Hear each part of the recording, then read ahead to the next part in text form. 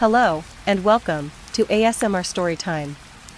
Tonight's tale is one of mystery, of time, and of the strange little village called Hollowmere.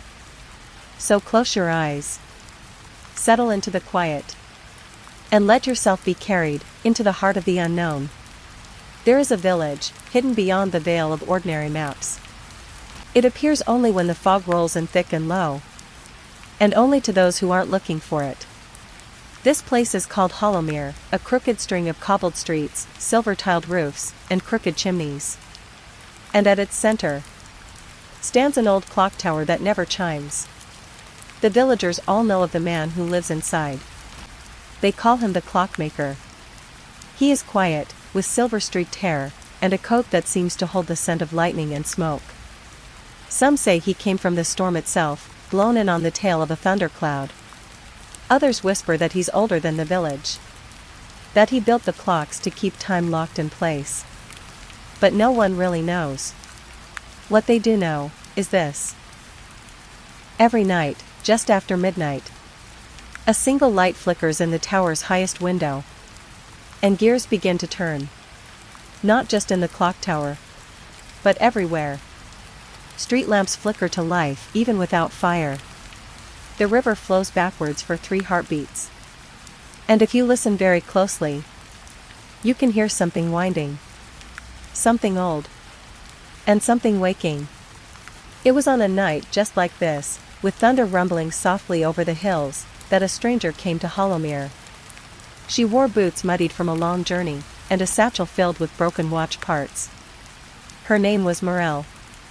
She had heard the rumors, the whispers of a clockmaker who could fix anything, even time. She arrived at the foot of the tower, just as the first raindrop kissed the earth. The door creaked open before she could knock. Inside, the tower ticked. Not loudly, but with a rhythm so precise, it seemed to echo in her bones. Cogs the size of carriage wheels turned silently overhead. Tiny springs floated in crystal vials. And at the very center of it all, stood the clockmaker. He didn't speak.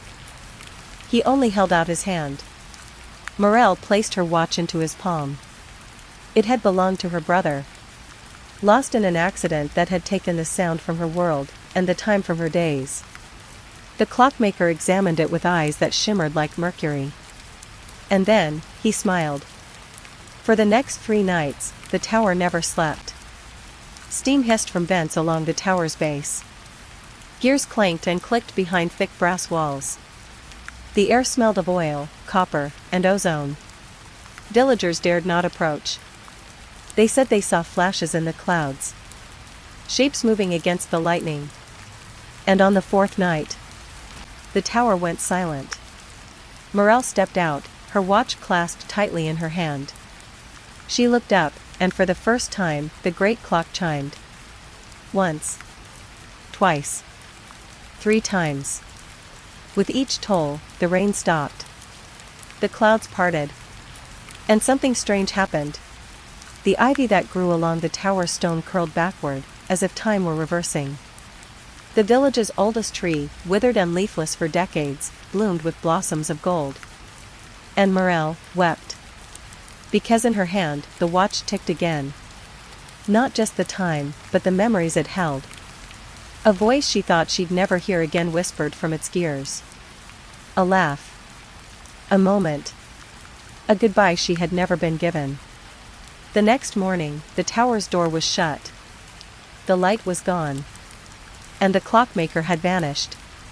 But something had changed. The villagers found their days longer, their dreams clearer. And every now and then, when a watch ticked just a little too slowly, or a clock skipped a beat, they would look to the tower and wait. So now, as you listen to the sound of the ticking around you, remember, time is not a straight line. It winds and twists. And sometimes, if you're quiet enough, you might just find your way to Hollowmere.